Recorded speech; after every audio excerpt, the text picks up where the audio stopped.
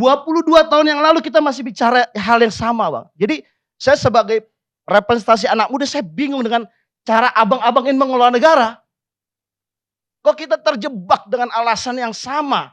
22 tahun, reformasi 25 tahun.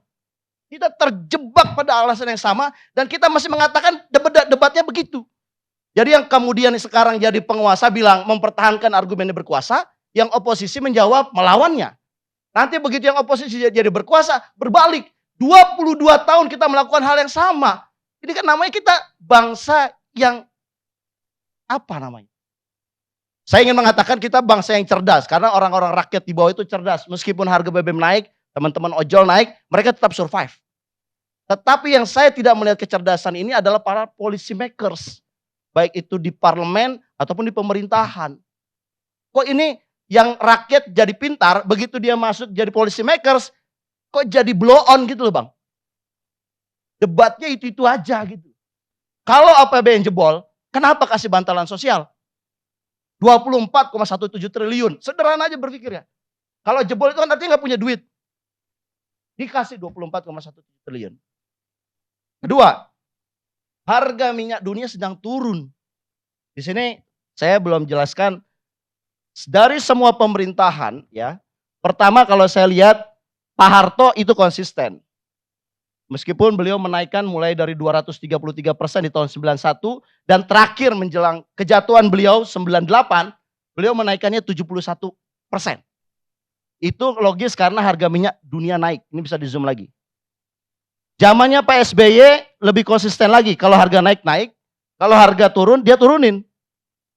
Tetapi di masa pemerintahan Pak Jokowi ini saya baca di sini ada anomali satu, ada aneh dua.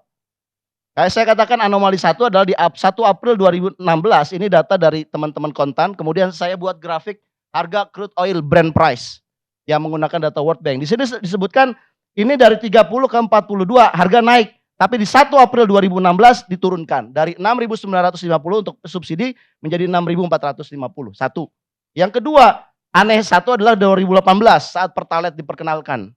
Ini harganya dari 68,9 menjadi 66,45, ini berarti harganya turun, tetapi di sini muncul dinaikkan 7.800. Dan yang terakhir kalau kita bicara 7.650, ini kan sejak harga minyak dunia itu 59,27 sampai kemudian pernah tertinggi 120.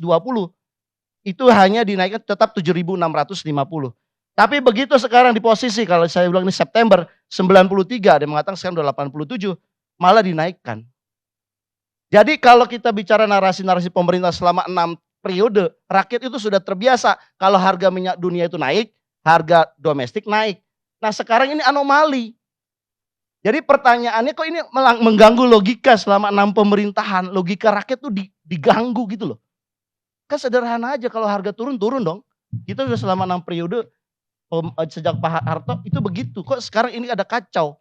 Makanya saya katakan jangan-jangan BBM ini bukan untuk rakyat kenaikannya. Sekarang pertanyaannya, rakyat nggak punya bensin buat ngejalanin kendaraan. Terus buat apa 1.900 km itu? Tol. Atau beli tadi ada 300, berapa tuh? 90.000. Buat apaan? Yang ingin saya katakan adalah, marilah ya narasi-narasi kebijakan pemerintah harus konsisten. Satu, narasi kebijakan pemerintah atau dapur kebijakan lah saya bilang. Ini banyak sekali ngaurnya Bang. Pertama, saya katakan, katanya APBN jebol, tapi narasi sebelumnya dikatakan kami surplus. Bingung rakyat. Yang kedua, subsidi 502 triliun sangat memberatkan. Mengeluh. Tapi ketika bicara bayar hutang 400 triliun, nggak pernah ngeluh tuh. Itu baru bunganya. Pokoknya bunga plus pokok 900 triliun, nggak ngeluh tuh. Pernah nggak pemerintah ngeluh? Kami ngeluh bayar utang. Kan enggak, malah dibanggakan. Berikutnya, ketidakkonsistenan.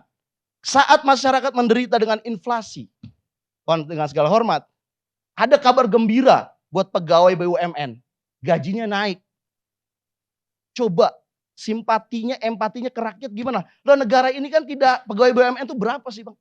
Tiba-tiba dinaikkan dengan harga dengan alasan inflasi. Loh rakyat kecil yang tidak bisa menghadapi inflasi. Siapa yang mikirin? selama 6 pemerintahan kita punya persoalan alasan kenaikan BBM itu terus seperti lagu lama yang diulang-ulang terus, dan saya kira ini tidak membantu mencerdaskan kehidupan bangsa. Terima kasih.